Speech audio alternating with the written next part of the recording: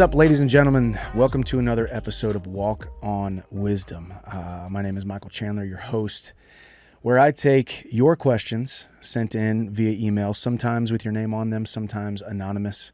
And I get my knee-jerk reaction, my wisdom, so to speak, because I haven't looked over them. And I give you my wisdom on them. I give you what I think would be some good advice. As I've said in the past, in almost every single episode, I am by no means an expert in anything, but I have been around the world a couple times and gone through a lot of ups and a lot of downs in every area of my life. Not just mixed martial arts, but every single aspect of being a human. So I'm excited to dive in, and thank you guys so much for believing in me and listening to these words. If you do, a good reminder, if you do want your name to be featured, send an email to podcast@michaelchandler.com, and we will hopefully get them answered eventually. So let's dive right in. The first question comes from Zach. Hope all is well with you, Michael. My name is Zach. I recently discovered your podcast and have been inspired to do better with my life. I'm 19 years old, about to turn 20 in March, and have been struggling with achieving my big goals in life. Wanting to have a legendary career in sports, but seems like the light is getting dimmer every day. I'm overweight, and I've been struggling with losing and gaining weight since I was 14. I loved your analogy of being in a jail cell looking at the keyhole with the keys to get out sitting in my hand. So I'm still on that path to lose it. But now, grown older, wanting to have a professional career in basketball, football, and now the UFC has kept me up at night trying to plan my way to achieving those goals. Living in the big city, all these opportunities are there in front of me to train. I plan to enroll in my local D1 college and walk on to those two sports as well. I've joined a MMA gym, BJJ, and Muay Thai training. I train 5 days a week, working out all sports back to back. I know if I put my 110% in these things, absolutely anything is possible. I'm not sure why God has had me envision these big dreams and not steered me to what most people say is a quote unquote more realistic career. It seems like he's sending me a message that it's my life's calling to do this. As I've been having these dreams since I was 8 years old, I'm a 5'7" Hispanic man where my people in these sports aren't common or even in these professions, but there has to be a first. My question is there advice or habits to adopt you suggest that I do to chase greatness? Sorry about the long-winded question. I was very vulnerable to talk about this. God bless you, Michael. Well, first of all, Zach, don't apologize for the long question. I love this opportunity to sit here on this microphone and have a young man like you open up and be quote unquote long-winded, as you said, because I think all of us are constantly struggling with what is my purpose here on this earth? What makes me happy? What fulfills me? What brings me the most joy? And also, sometimes those things are painful. Sometimes those things require long hours and labored working and sweat on your brow and dirt under your fingernails. But still in the pain, through the struggle, as I have done since I was 14 years old. This is me speaking about myself. I've been doing this since I was, mixed martial arts, hand-to-hand combat, wrestling, combat sports, being a professional athlete. I started this journey when I was about 14 years old. And even though it brings me so much joy and so much peace and so much passion, and I enjoy what I do, there's pain involved and there's struggle involved and there's hard decisions to be made. And I think that's one of the age-old questions in life. If we could hear God's voice, if we could just hear God's voice, and he would come sit down here with me at this table and look me in the eye and say, hey, Michael, this is what I want you to do. You have these 5 different things on your heart. 3 of them are from the world. 3 of them are from your flesh. 2 of them are because of the wrong reasons, but this is the one thing, or these are the 2 things that I really want you to focus on. And I think the simple fact of the matter is that mystery is to be human.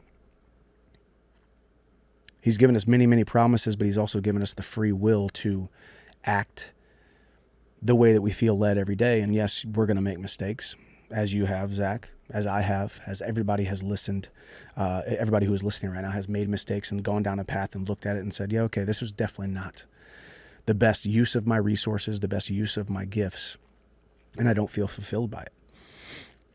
So the question is, Zach, what are some daily habits to adopt or is there any advice to chase greatness? Well, I think in your question, you kind of answered this. If you truly are going back-to-back sessions and you're training in basketball, football, and mixed martial arts, being BJJ and Muay Thai, and you're really putting the time in, then you're obviously on the right track. You are putting your best foot forward if you really want a career or a college career in basketball, football, or if you want a future in the UFC or one of the big organizations in the world.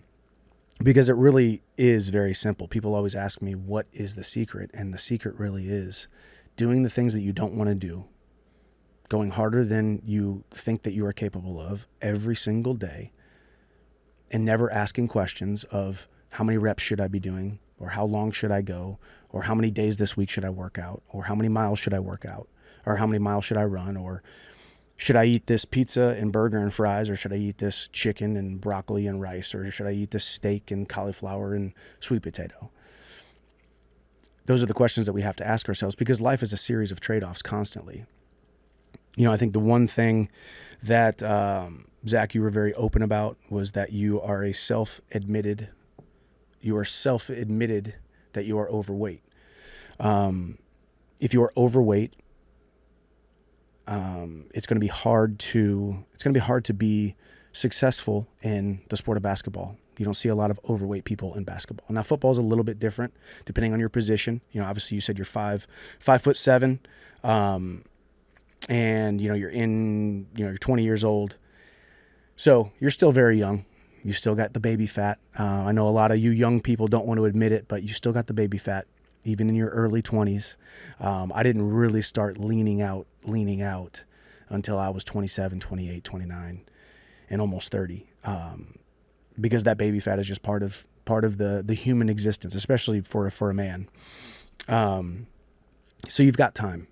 You do have time, but I don't want to say you have time in the sense that there is time to slack off, because every single day is another opportunity to continue to work hard. So daily habits. What are your daily habits? I was thinking about this last night. Yesterday, I was sitting here at this desk and I was writing in my journal, and I was thinking about my life, currently where I'm at in my life, and currently thinking about the fight with Conor McGregor falling through June 29th. What decisions should I be making? Am I keeping the promises to myself? And our self-image, if you're driving, lock this away in your brain. If you're sitting down, write this down. Our self-image is directly tied to the promises that we make to ourselves. Our self-image is directly tied to the promises that we make to ourselves. You make a promise to yourself, and when you break that promise to yourself, whether you want to admit it or not, it is eating away at your self-image. And in the same way, in a positive way, when you make a promise to yourself and you keep that promise, you are increasing your self-image every single day. And I don't think it's no coincidence that one of the leading ailments in American society, or probably in society in general, human society, is depression, anxiousness, anxiety, and all of the diseases that come along with it. I think we have a problem with breaking promises to ourselves. It's not that you don't, not just you, Zach, not just me, Michael, but everybody listening, if you're struggling with what is my purpose in life, it's not that you don't know what the purpose is on your life, but you know what your purpose can be today, and then tomorrow, and the next day, and eventually that revelation is revealed to you of what you are going to do with your life, what you are going to put all of your eggs into what basket, into that one basket. And sometimes you don't deserve to know what that answer is until you've steadfastly continued to do the right things every single day, until all of a sudden you have the aha moment. And I will admit, I've had a very black and white, straightforward career path. It was hand-to-hand combat from 14 to 18 in high school, and then walking on to Mizzou, and it was hand-to-hand combat, and going to school, of course, got my degree. But from 18 to 22, it was hand-to-hand combat, pouring myself into wrestling, becoming an All-American, and then starting mixed martial arts, which was then, again, hand-to-hand combat, starting at the local level, and then eventually going into Bellator and winning a world title there, and then eventually going to the UFC and now having this UFC run. So it is very black and white. And I have conversations with young people all the time, or people who have, people who ask me this advice. And I do admit that mine is very straightforward and there was a clear path. And some of you guys don't have that. No matter what profession it is, what vocation it is, what road that you're going down, sometimes it's hard to really know how you fit in. Mine was very simple. I wanted to be a state champion, a regional champion, and then a state champion in high school. And then I wanted to be a Big 12 champion, and then an All-American or a national champion in college. And then when I got into mixed martial arts, I wanted to win belts, and I wanted to be on the biggest stages. And that's pretty binary. It's pretty straightforward. And if you put the work in and you exercise daily habits that are going to get you to there, then you almost have no choice but to be at least decently successful if you are really chasing the right thing. Your self-image is directly tied to the promises that you make to yourself. So Zach, I would ask you and anybody who is listening right now, what promises in your life are you breaking?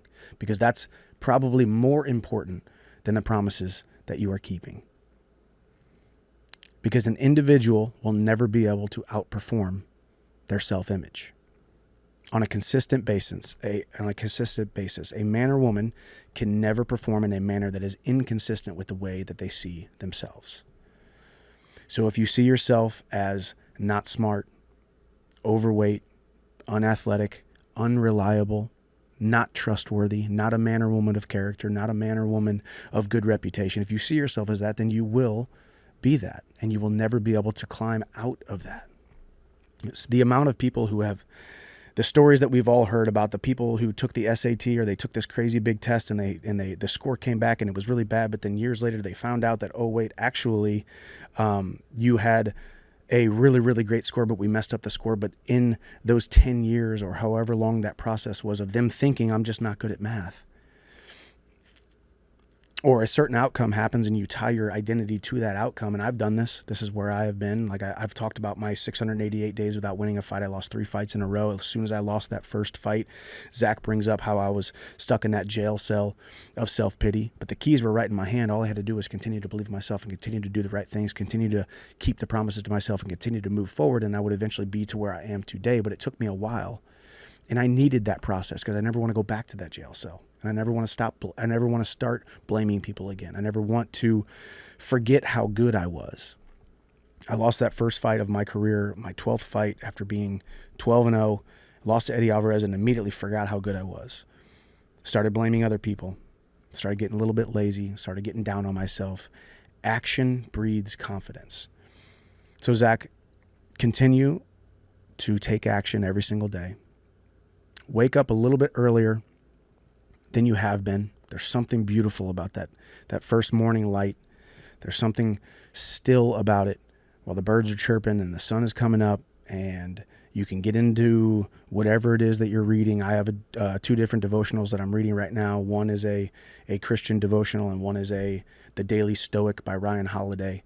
So kind of getting the Stoic philosophy, what Marcus Aurelius and Epictetus and all of these different guys, I never understand and know how to say their name, but the words that they are saying are resonating with me. And then obviously reading my faith-based Christian devotional, hearing God speak to me through that. Just that little 10-minute session, being able to close my eyes and see great things in my life, that will start your day on the right foot. Get in your journal, write your biggest struggles, write your biggest, what you think are your weaknesses, but don't only write the ones down that you know are weaknesses that are overcomable. Because people will always say, hey, is it better to focus on your weaknesses and make your weaknesses better, or focus on your strengths and continue to be living in your strengths to then get to the next level? And I think the older I have gotten, I know I've got some weaknesses and I know I've got some promises that I break to myself. This is me admitting to you guys that I break promises to myself. We all do it. We are human. We are prone to wander. We have free will. But I focus so much more on my strengths than I do my weaknesses, because some of those weaknesses take care of themselves as you are focusing more and more on your strengths. So where in your life are your strengths and where are your gifts that you can pour into that then make you feel more fulfilled, more joyful, and more happy? And all of a sudden, some of these weaknesses start falling off the docket, start falling off the list. Writing down, my name is fill in the blank. This is who I am. This is what I believe in. This is why I deserve to be successful. This is what I want to do. This is what I want to be. And this is what I want to have. A lot of times we feel like it's very narcissistic for us to write down our goals when they feel out of reach. And I believe the human brain, the human spirit, the human heart was designed to see those things, even if they seem a little bit unattainable. It's okay to dream. I've got a 7-year-old and a 2-year-old, and my 7-year-old every other day will tell me what he wants to be, what he wants to do, what he wants to have. And to me, it's my job as a parent to tell him, hey, buddy, you can do that. Because I truly believe you can do that. And if it changes tomorrow, it changes tomorrow. But they have this imagination. They have this creativity about them. And as we get older, and Zach, you're still, you're 20, and I'm probably listening, or a lot of 20-ish people are listening right now. I'm 38, closer to 40 than I am 30. And there's people that are a little bit older than me listening to this right now. As we get older, we lose that creativity. We lose that zeal and that zest for life. So continue to dream and continue to write those things down and put them on paper. Write down 5 things right now, Zach, or anybody who's listening, of things that you know you need to do, that you should be doing, that you've been putting off, and check those things off the list and do them day after day. Whether it's a workout, whether it's eating habits, whether it's opening up and starting to talk to more people, being more social, whether it's throwing yourself into the fire of these different things, throwing yourself into the fire. And even if you fail, at least you failed while daring greatly. Take more chances, because I believe not taking chances is breaking promises to yourself, because you were not created to sit here and be idle and not take chances. Thank you for opening up, Zach. I do believe if you make some promises to yourself, get your eating habits and your diet and your supplementation and your workouts and all of that, get that in order, because the more happy, healthy, and hard to kill that we feel, the more confident we are going to have, and every single thing gets better in life. So thank you, Zach. Next one comes from an anonymous source. Hello, Michael. I am sending this anonymous. Sorry, let me take a drink real quick. Michael, I am sending this anonymous because I am a college wrestler, and I recently had a surgery and won't be back till the middle of the season. I have been focusing on recovery and my goals for the season. I have been struggling mentally without being able to practice and feeling like I won't be prepared when I am able to return. Any tips? Great question. Any athletes out there who have gone through injuries, surgeries, had to sit out for any reason, that is the scariest time. That is the toughest time. That is the saddest time, and the time in which that we can very easily as human beings fall into the trap of that self-pity, fall into the trap of that negativity, fall into the trap of anxiety and depression and all of these different things, because he or she is a college wrestler. And I know showing up anytime that I've had an injury that I've had to sit out for, and I was very, very blessed. Didn't have to sit out for a very, very long, but even one day, 1 hour of practice felt like a week, felt like a month. Watching the healthy, watching the people who don't have the injuries, watching the people who are on the mats, on the field, on the court, in the office, doing what you wish that you could be doing. But I would say, because as an athlete, we've all been through these times where we have to sit out, whether it's sickness, injury, whether it's grades or whatever, got in trouble, whatever it may be. It's such a great time to take stock in and be thankful for when you are healthy. Be thankful for when you are in the game. Be thankful for when you are on the court, where you are chasing the dream. There's nothing better to remind you of how much you truly love something than when you have to sit on the sidelines. And what I've had to go through over the last year and a half has made me love the sport of mixed martial arts more than I've ever loved it in my entire life. Started fighting at 22 years old, 2009, and I've been fighting 2, 3, 4 times a year, every single year since then, over 16 years.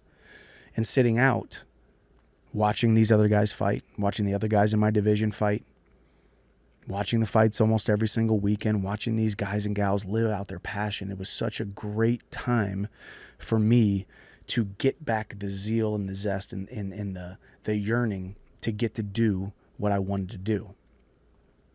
I was scheduled to fight Conor McGregor June 29th, so I went into camp 10 weeks prior to that. I don't forget what it was, March or April or something. And I had the best camp of my life. I felt young again. I felt happy again. I felt joyful again. I showed up to practice with a different little pep in my step because of the time that I was sitting out, because of the time that I was away, and even maybe a little bit of envy of watching everybody else chase their dreams. Even a little bit of fear that maybe I'm not going to be the same that I was in last training camp or in last fight because I've been out so long. That's a bad, painful, scary, but also beautiful place to be, sitting on the sidelines watching other people. And it's unfortunate, but sometimes it's those lulls and that stagnation that we need to remind ourselves how much we truly love what we get to do. So you say you've been struggling mentally, like you won't be prepared and able to return, and that's a very normal feeling. That is to be human. When we're not able to do it every single day, it's hard to remember how good we were. It's hard to remember if we'll ever be as good as we are or were at one time. But you do say, I've been focusing on recovery and my goals for the season. That's the best thing you can do. Yeah, you can't go through the physical reps, but can you go through the mental reps? Yeah, you can't get on the podium, but can you see yourself on the podium? Yeah, you can't see yourself winning, but you can't actually win physically, but can you see yourself win in your mind? And taking those steps and the mental reps and being very diligent with your recovery. So anybody who's ever had to sit out or things have been taken from them justly or unjustly, it's a good time to remind yourself how much you truly love and have a passion for what you get to do. So take this time, fall back in love with the sport of wrestling, fall back in love with your vocation, fall back in love with the sport, the road you're going down, fall back in love with the thing in the break. I wish you the best. And we'll move on to the next one. All right, sorry we had to cut because I just had to jump up and shut off my ice maker. So it's always fun. We're doing it on the fly. We're moving forward. Improvise, adapt, and overcome. But we're back. The next question comes from Lou. What's up, Mike? My name is Lou. I am a 26-year-old from Staten Island, New York. Keep up the great content. You've helped me through this journey since you started the Walk On podcast. Thank you, Lou. A little over 8-ish months ago, I was in about a 5+ year relationship that felt like it would never end, in a good way. Between all the things she said and the plans we had for her future, it just seemed like life was in such a perfect state. Unfortunately, here we are, and things didn't go the way she and I had planned it. Not to get into all the details, but she just kind of left me on the spot with no reasons behind it and left me feeling lost, confused, and having all sorts of depressed emotions. I can't say I'm 100% over it, but I can say I am starting to get myself back into a normal headspace and feeling better about myself. For my self-improvement, I've been going to the gym, eating better, spending time with friends and family, reading and listening to uplifting podcasts like yours, etc. It's all helped me tremendously over the last 8 months. Moving forward now, I'm learning that I am having issues looking past all this and finding someone new.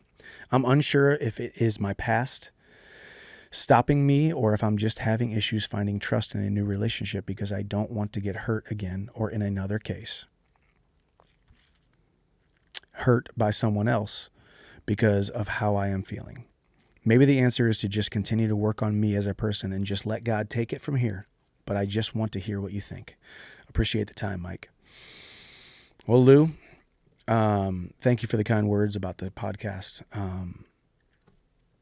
It is to be expected that if you expect for yourself to get over something in about 8 months that had built and been your normal and been your thing, been your homeostasis, and her being your person for 5+ years, it's completely normal as a human, but a little bit unrealistic to be completely over it after 8 months.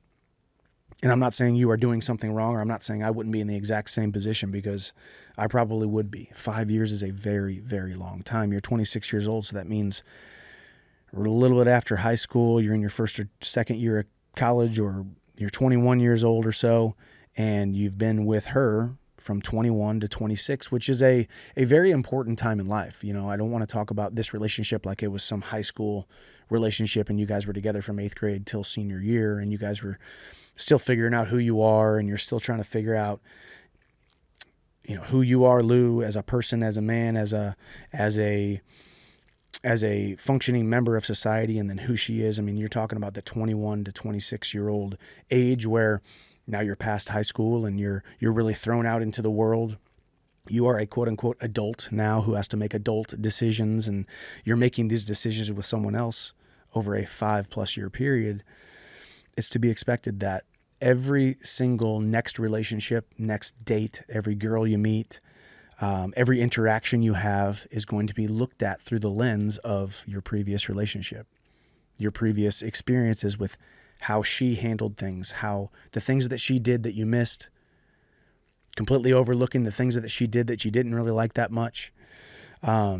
It's completely normal to be feeling the way that you're feeling. And I've got a friend in my life who went through a very similar situation. They were together for about 6 years, and same as you, Lou, seemed like everything was going great. She was the person.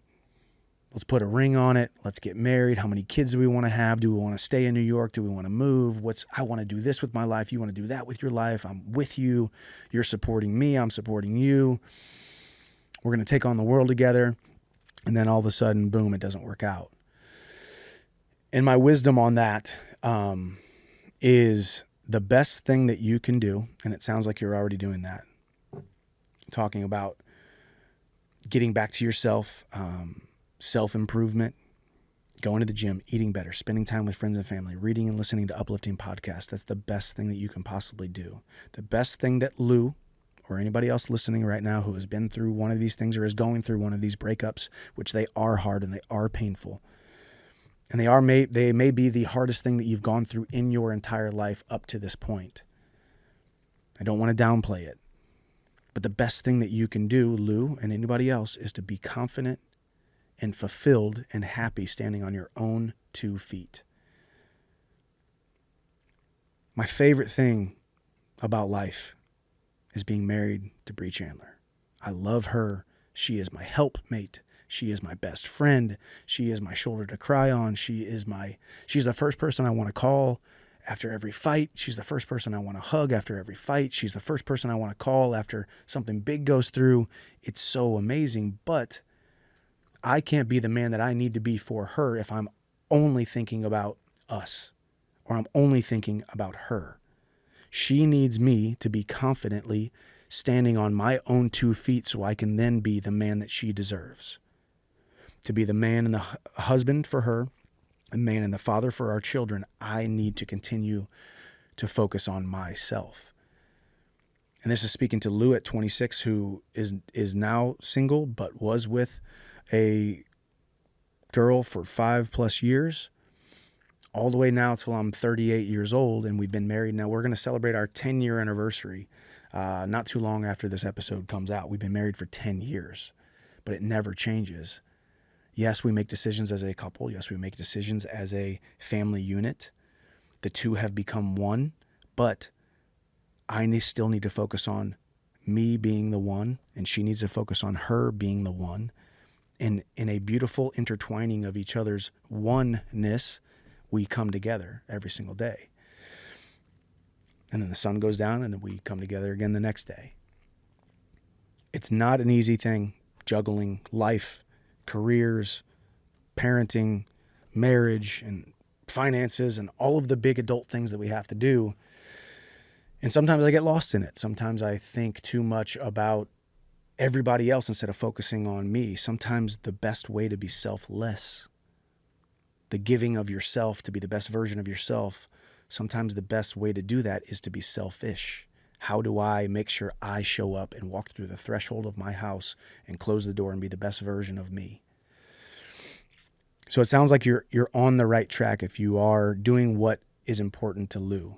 and you wrote it out here, going to the gym and eating better and spending time with friends and family. God created us for community. God created us for relationships. And I know it's very tough to see this one relationship end, especially after you've put so much weight and so much time and energy and effort and love and given so much of yourself to it. But that friends and family, the people that you hold near and dear to your heart, the people that make you feel good about yourself, the people that remind you about how great life is, spending time with them is very, very important. And continuing to work on yourself so that you can be the best version of yourself for her if you guys did end up getting back together, or the best version of yourself for the next relationship or your future wife if it is not her. Relationship advice is always tough because there's so many different layers to it, but it always does go back to, if we can pull ourselves out of it and look at it from a 30,000 foot view instead of looking at it through a microscope and being so close to the situation, pulling ourselves out and realizing that we only have so many days on this earth and nothing is promised and nothing is guaranteed. And I'm going to get the best out of today that I possibly can, whether I am single, whether I am married, whether I am in a long relationship or a brand new relationship. The best thing that you can do and be for the people in your life is to continue to focus on you and be the best version of yourself. Selflessness isn't all about just giving all of yourself. Selflessness is also being selfish about yourself. Standing confidently on your own 2 feet, saying, this is who I am, this is what I stand for, this is what fulfills me, this is what makes me happy. So right now, after a breakup is a very good time to grow as a human being, a very good time to find out more things about yourself. And we get these relationship breakup questions quite often on the Walk On Wisdom podcast. And I feel like that's always my answer that I always go back to, because yes, I have had relationships fail in the past, and girlfriends that it seemed like this was going to be a lot longer than it ended up fizzling out to be. I can tell you this, thank God it did, because I actually found the one that was perfect for me. But then now, even having the one that is perfect for me, and now I'm 38 years old, married 10 years, 2 children, and all the crazy life that we have, her career, my career, and all the different things that we're doing. Yes, she is the most important thing in my life. And I have said this too on this podcast. The best thing that I can give my children is a great relationship with their mom. I can't just choose the children all the time, because then my relationship with Bree suffers, my wife suffers, and the last thing that those children need is 2 parents who are not equally yoked and on the same page and in love. And how do I do that? I focus on myself. I give myself as much as I can to my children and to my wife and to that relationship and that marriage, but I'm always thinking about myself.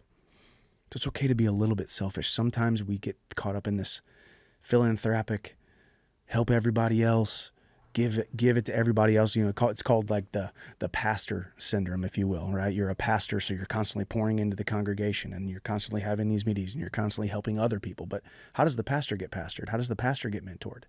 They have to have mentors, and they have to have people that they go to make sure that they are the best version of themselves, to be able to then be the person that can make the maximum amount of impact. So Lou, thank you for sending your question from Staten Island, New York. And send us another one. Let us know how things are going. Let us know how things are progressing. And I hope all is well. And I hope that helps. The next one comes from Anonymous. Hey, Michael, I want to keep this anonymous. I am from a smaller town in Missouri called Republic. Shout out Republic, Missouri. I know exactly what you're talking about, being a Missouri native. I want to let you know I love your fight game and your podcast. Being in the Army National Guard in Missouri as a 56M, or a religious affairs specialist, formerly known as a chaplain assistant, one of my many duties is helping soldiers when they are going through various things mentally or battling their demons.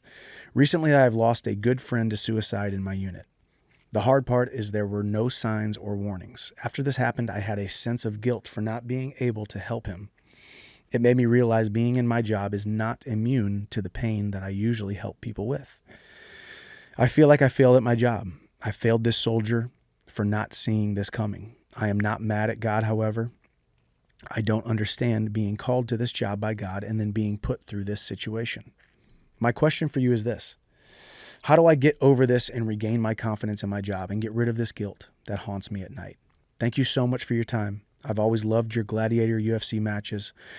Always good fight, and man, you are awesome for doing these questions for people. Definitely made me a way bigger fan of you because you use your fame and platform to give back to where you came from. P.S. Go get a W against McGregor and a shot at the title, hopefully. Keep up the grind, brother. Well, isn't this very fitting for the next question? So this anonymous person is in the Army National Guard and just lost someone to suicide in his unit or her unit. And struggling with it because that's his or her job, right? Isn't that his or her job? Did you fail the mission if everybody doesn't turn out okay, if everybody doesn't get helped by the things that you are saying and doing and helping with? But perfection is never, ever going to be attainable. Perfection, looking at it as if, and not just in this, but in anyone else's walk of life, anyone else's vocation or careers or relationships, perfection can never be the goal because it only leads to pain. Now, I'm not saying there couldn't have been things that you could have done better, and I'm sure you have a laundry list of them. I'm sure you've written them all down. I'm sure you've gone over every single conversations that you've had with this person that you lost because you feel the need, or you feel the guilt and the shame and the weight of the quote unquote failure that you think that you have had. And unfortunately, the simple fact of the matter is we do live in a fallen world. The simple fact of the matter is we live in a fallen world where we all have free will, and it's a good reminder that the devil is alive. The enemy is alive. He is well. And I would venture to say that he is doing a really, really great job. The enemy in 2024 seems as though I have confident expectancy that we as a human race will continue to grow. We will continue to find the great things in life. But the enemy is doing a great job in 2024. In these last couple of years, and you're seeing it more and more. And it should just be a call to action for all of us to protect that which is within the four corners of our mind, because we all are individuals. Protect what is in the four corners of our home, get our household in order, do the best that we can in our communities, and so on and so forth as it gets bigger and bigger and bigger. But it's a call to action, and it's been the overarching theme so far in this episode, is that you must focus on you by putting one foot in front of the other and doing the things that you need to do, not the things that you want to do, but do the things that you need to do to become the best version of yourself. So the point blank question is, how do I get over this and regain my confidence in my job and get rid of the guilt that haunts me at night? And I think the true answer to that question is, I don't know how to help you get over the guilt, because I've dealt with guilt in 1,000 different scenarios in my life. And this may be the most guilty that you have ever felt. This may be the biggest failure in your mind that you have ever had up to this point. And yes, I think if I was in this position, I would be exactly where you are. It's sad. It's painful. You feel a sense of responsibility because you are supposed to be helping, and that's your job, and you cared enough to write the question out. You cared enough to seek wisdom on it. So you obviously take it seriously. You obviously enjoy what you do. So of course, any type of scenario like this is going to hit you pretty darn hard. One thing to keep in perspective is, yes, this was the one that didn't go so great. This was the one that didn't end the way that you wanted it to end. This is the one that was a war that you were fighting with this person to try to help them. A war that you were fighting between good and evil, between God's promises and the enemy. But what about all the people that you did help? You know, if I just judged my entire career by the losses, there's no future for me whatsoever. I have to think about the wins. As a matter of fact, there's a whiteboard here in my office, and I wrote down all my visualization points from my last 5 fights in the UFC.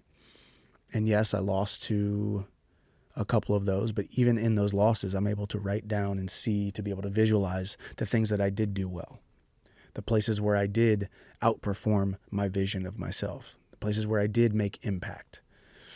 The wins are easy, of course, but even in the losses, there was good things that I can take from it to be able to close my eyes and visualize and see, to remind myself how good I am. So I bring that to you to say, yes, this one thing will bring about a lot of guilt and shame and a sense of responsibility that you felt like you failed. But what about all the men and women that you did help? If you know that you woke up in the morning and you did the best that you possibly could, you're not going to be immune from guilt or a sense of shame or sense of lack of accomplishment when bad things happen. But you know you're doing the best that you can be, and you will never be perfect. You can't be perfect, and you were not called to be perfect. God has not called us to be perfect. He didn't call you into this to save every single one of them. I know that really sounds harsh, but it is true. We have to show ourselves some grace. You have to show yourself grace and realize that if you're doing the best that you can, that's all you can really do. It's a very, very, very tough position to be in, and I get very, very passionate about it because I love our men and women in uniform. I love our men and women who serve this country, protect this country, and give us the ability to roam about this country and do the things that we want to do. And it's because of the men and women in uniform that we are able to do what we do. So I take this very seriously, and I know you obviously take this very seriously. But anybody who is going through a similar situation, obviously not this is a very specific situation, being a spiritual counselor, a chaplain, religious affairs specialist, and then Army National Guard. This is a very specific thing that has happened. But the overarching theme is hey, I had a job to do, and I failed, or I lost. But all we can do is continue to move forward, continue to focus on our positives, focus on our strengths, focus on the things that we have done great. And unfortunately, in this scenario, it's a thankless job, or maybe you've had people come up to you and speak to you and say, hey, just so you know, the way that you helped me through this thing really probably saved me from taking my own life. But in a lot of ways, there was a lot of people that you maybe did help who were in that scenario who never did get that chance to tell you, or never did let you know the impact that you had. Know that you are doing the best that you possibly can, continuing to stand on God's promises, continuing to stand on your own 2 feet, knowing that even though this one was a loss, you have to remember all the wins. And this was a big mistake that I made in the very early part of my career. I just focused on the next win and the next win and the next win. And I never stopped to pat myself on the back and be proud of myself and look at myself in the mirror and say, Michael, I am proud of you for how hard you work. I am proud of you for this fight. I am proud of you for this win. I am proud of you for overcoming this. I am proud of you for X, Y, and Z. I never took the time to be proud of myself because it was always on to the next thing. It was always on to the next mission. It was always on to the next fight. It was always on to the next training camp. And yes, it sounds narcissistic, the vision of you standing in front of the mirror and looking at yourself and being proud of yourself and saying, hey, you were created for great things and you should be proud of yourself for what you did. But as I've gotten older, I have written it down in my journal thousands of times. I've looked at myself in the mirror thousands of times, because you have to continue to remind yourself the good that you are doing in this world, the good that you are doing with your vocation, with your gifts, and with your passions. Or else eventually it all breaks, just like it did for me. It broke. I lost that fight, and then I had to pull myself back out of it. So thank you for opening up. This is a very, very tough thing to talk about, suicide within the military. But just know that you were called to this, and your wins may not feel like they are outweighing this loss, but you're doing the best that you possibly can. Thank you, and God bless you, and keep doing what you're doing, because you're making an impact even if it doesn't feel like you are. The next question comes from Jaden. Hey, Michael, my name is Jaden. I am 23 years old, and I'm a lifelong wrestler. Been following you since the Bellator days back when I was only 12 years old. You've always been someone I've looked up to and have used as a role model in my life. I was wondering how you deal with your mental health. What do you do to overcome days where it seems to be at a low? And have you even struggled with it throughout your professional career and daily life? Thank you so much for everything you do. P.S. I sent you an Instagram message when I was 17 years old asking for advice before my regionals tournament. I had lost in the finals in previous 2 years and asked you for advice on how to overcome my anxiety and fear of losing, and you sent me back an amazing advice, and it helped me so much. I ended up winning regionals the next day. Oh, I love that stuff. So 17, he's 23. That was 6 years ago. Me and Jaden been at it for 6 years. That's the stuff that just, that nobody ever sees. But I mean, I do try to reach out to people and give them advice and just give my 2 cents when I can. But to hear that, Jaden, that's really awesome, man. So he's 23. He's a lifelong wrestler. Been following me in my career since I was 12, or since he was 12. And the question is, how do you deal with your mental health? How do you overcome the days where you feel at a low? And have you ever struggled with that throughout your professional career and daily life? Absolutely. It's a very, very broad topic to speak about. I have definitely gone through, we got 365 days in a year. You're not perfect. You are a human being. You are going to have bad days. I have bad days. Maybe you don't see it on Instagram, or maybe you don't see it or hear it on this microphone, or maybe you don't hear it or see it on the social medias or all these other things, right? Because all of that, don't we love to just show everybody our positive, our wins, our happies and our joyfuls and our contentments. But we are human beings and we have bad days. As a matter of fact, sitting here as I'm on this microphone today, I didn't have a great day yesterday. I'm going through some things in my career where there's decisions that need to be made, or there's waiting, or there's a lot of things up in the air. We as human beings, we love control. I would love to be able to control everything in my life, because if we could control everything in our life, there'd be no anxiousness, there'd be no questions, there'd be no fears of how things are going to turn out. But also, if we had control of our entire life, why would we need any kind of faith? Why would we need any kind of looking to a higher power? Why would we need any kind of advice from anybody if I already knew that I could control everything? It's one of the scariest and most fear-filled and most anxious-driven things of life, that very few things are in our control, but it's also, in the same token, one of the most beautiful things about life. It's one of the most beautiful things about life, not knowing how things are going to turn out. And being positive and being okay with not understanding that everything is going to work out, not understanding how things are going to turn out, not understanding what these uncontrollables are going to bring about, what challenges they're going to bring about. Maybe it's going to be better than I ever could have imagined. But then again, maybe it's going to be not so great. But yesterday was not so great for me. The reason I said that was, and it wasn't a bad day, it was just a day filled with a lot of thoughts going on inside of my mind and decisions that need to be made, and that whiteboard right there, writing on it, and sitting in this office and doing some research and talking to numerous people. Just didn't feel great about it because there was just so much information going on, right? And today I woke up, have had a great morning, got my workout in, and me and Connor are in here doing a Walk on Wisdom podcast, something that fulfills me.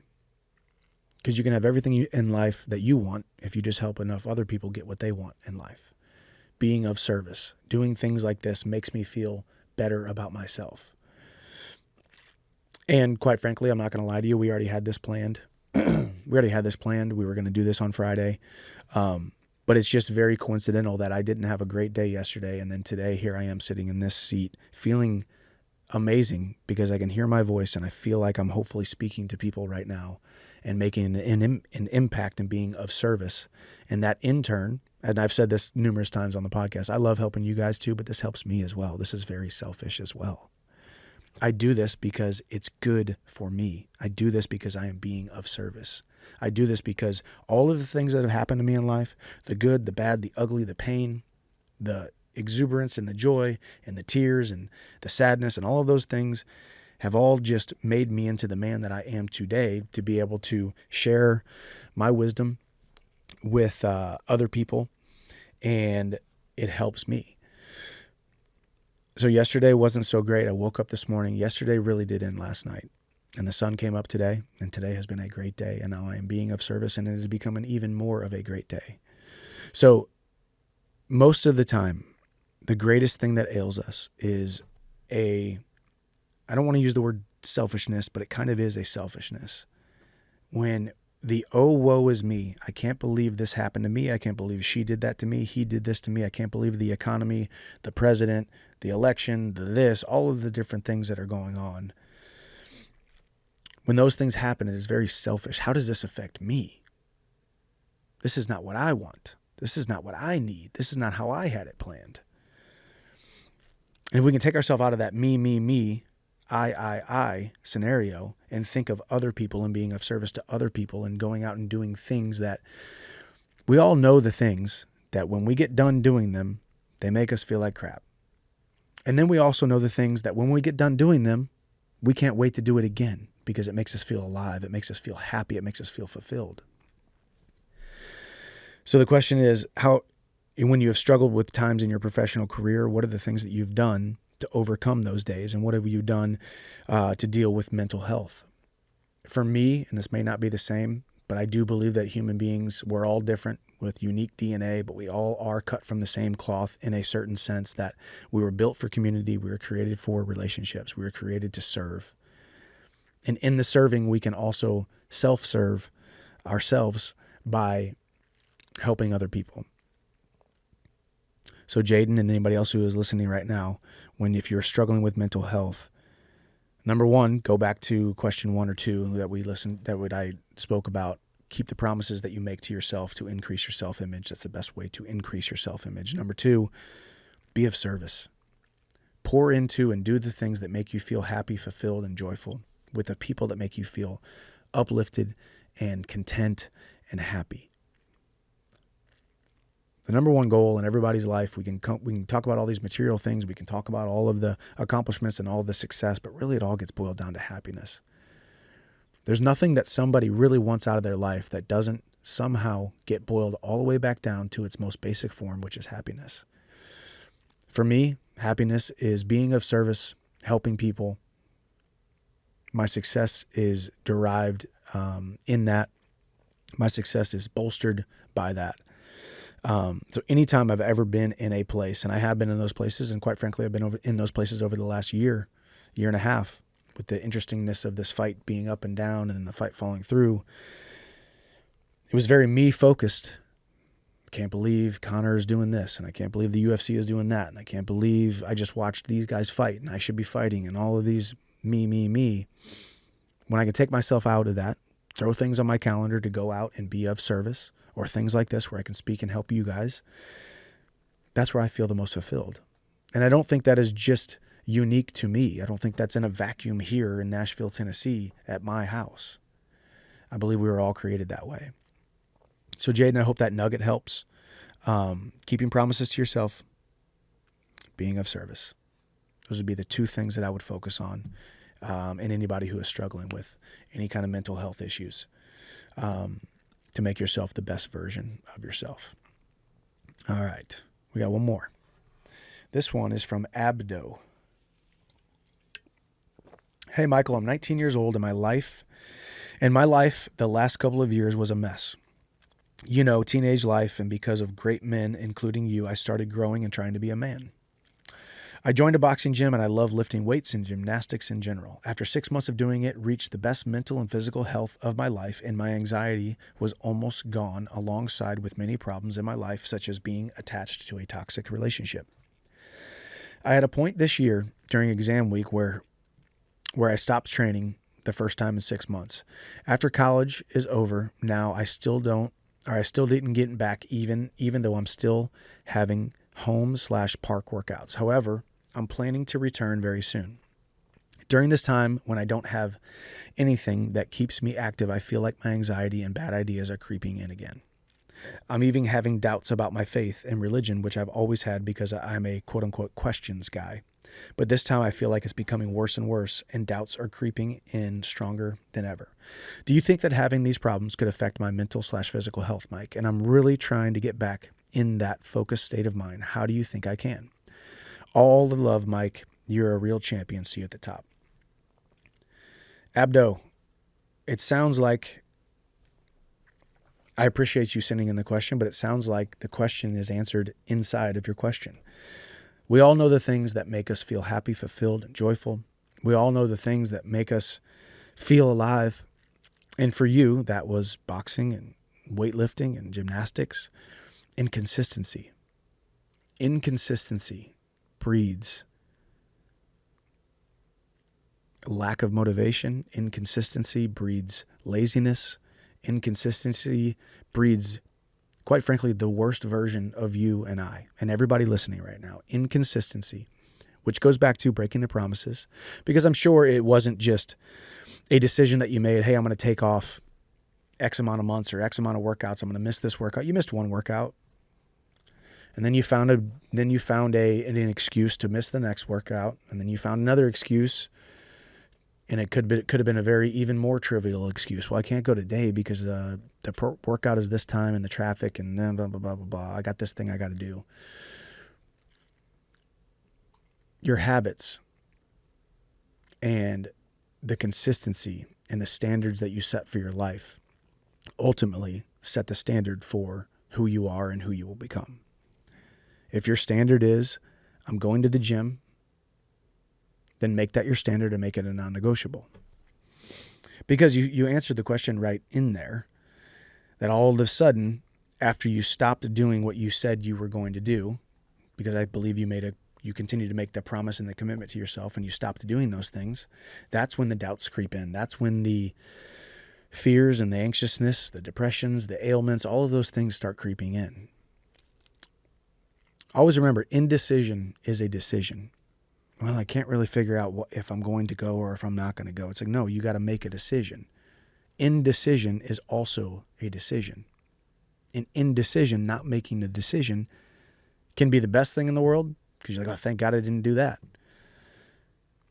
But I'm not talking about the huge things. I'm talking about the small, consistent little things that you need to be doing every single day to make yourself the best version of yourself. I'll quote my friend David Meltzer, because I was just with him last week. He's an amazing man, by the way. David Meltzer, at David Meltzer, I think is his Instagram. And he's a very, very wise man. His story is amazing.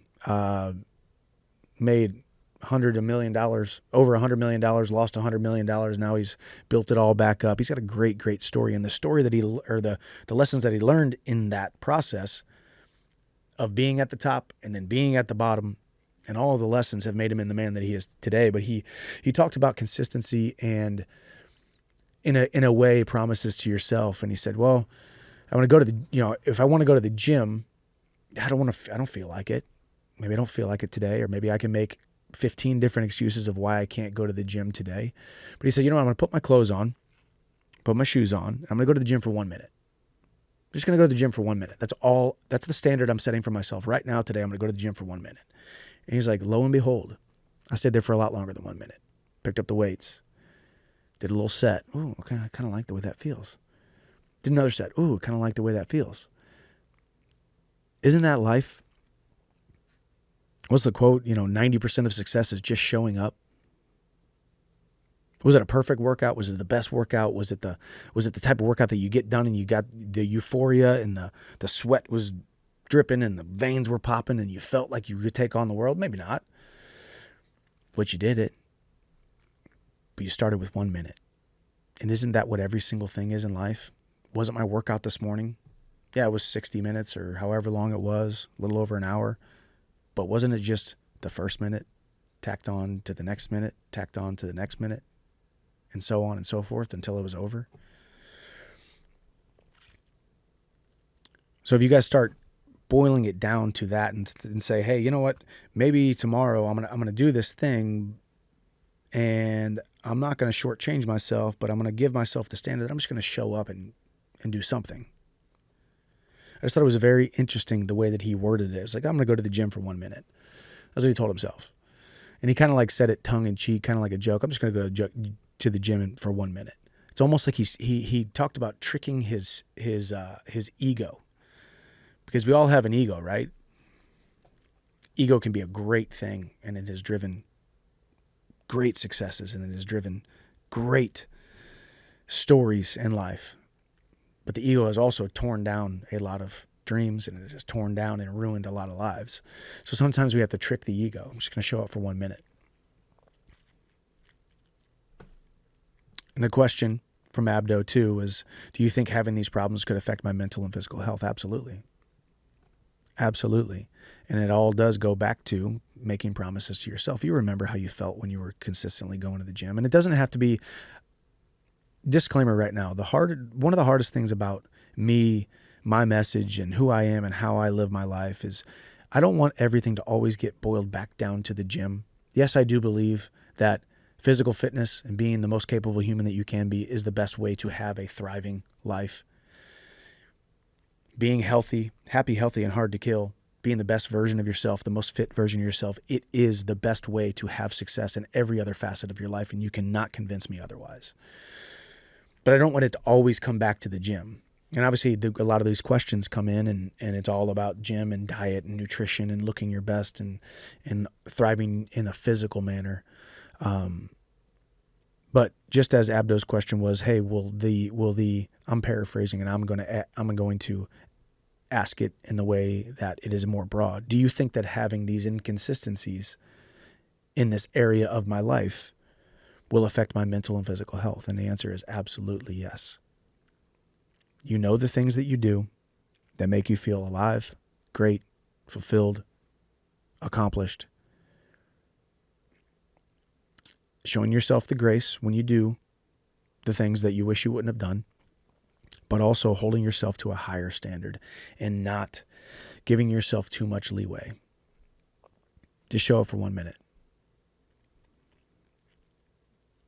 And anybody who's listening right now who is feeling that little bit of conviction, as I would be in numerous seasons of my life, if I was listening to the people that I listen to and feeling the conviction and saying, man, Michael, you know you feel the best when you're doing this, and you know you feel the best when you're doing that, and you haven't done this in X amount of days or weeks or months. And yes, you know that you wanted to do this consistently for 30 days, and you actually stopped on day 17. That was a loss. My self-image got cut into that day. The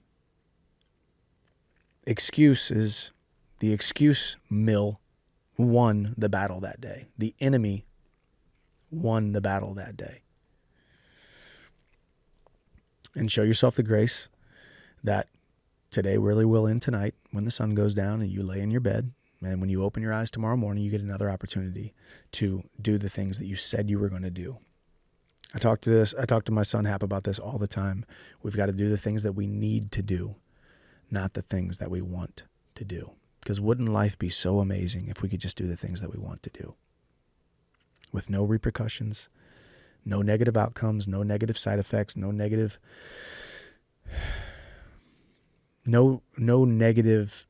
outcomes or drawbacks for the decisions that we make. I know I need to do this, but I want to do that. I know I need to eat this, but I want to eat that. I know I need to hang out with these people, but I want to hang out with these people. Really take stock in the things that you need to do, because those are the promises that you, for this season at least, some are lifelong needs, some are season needs. Right now in this season, I need to do this. If you are mentally in a bad place, I need to do things for my mental health. If you are physically in bad shape, physically unhealthy, sick, I need to do these things for my health. If your relationship is struggling, I need to do these things for my relationship. I want to do all these other things because that's what my flesh wants. That's what my human wants. But that's really the enemy just trying to pull you back and pull you out of the best purpose and the best use of your gifts that you've been given. And we all have been given some amazing gifts. But it's up to you to use those gifts. So thank you guys so much for the questions today. Sorry it's been a while since I have done a Walk on Wisdom. A little bit busy with the fight and the fight camp and all that stuff, and all that stuff fell through. But stay tuned because we're gonna have some answers here very soon. And maybe you're in a season of your life that things are up in the air, things are out of your control, things are changing daily. You're not where you want to be. You can make a laundry list of 100 things that you wish would have turned out better or different or happened quicker. Just know there's a guy over here in Nashville, Tennessee that's been going through the same thing. There's a guy over here who stands on doing things correctly and trying to do the best that I possibly can. And I've had things out of my control. But I've enjoyed the growth that I've had over this process. And I do believe that things are going to work out, not just great, but spectacular. I do believe that I have the confident expectancy that even though things take time, or more time than we want them to or you want them to, that good things will continue to happen for he or she who believes, he or she who continues to diligently do the things that they need to do and not just what their flesh wants to do. So thank you guys for giving me the opportunity to hog up your airwaves for the last hour. I love you guys. Thank you guys so much for supporting me on this. Quick reminder too, podcast at michaelchandler.com is where you guys can send your questions into. Remember to, as you heard today on this episode, if you want to send them in anonymous because it is a sensitive subject or it's something you just don't want to put your name on, that is completely fine. A lot of times those are the best questions. So I appreciate you guys. I love you guys. God bless. I will see you at the top.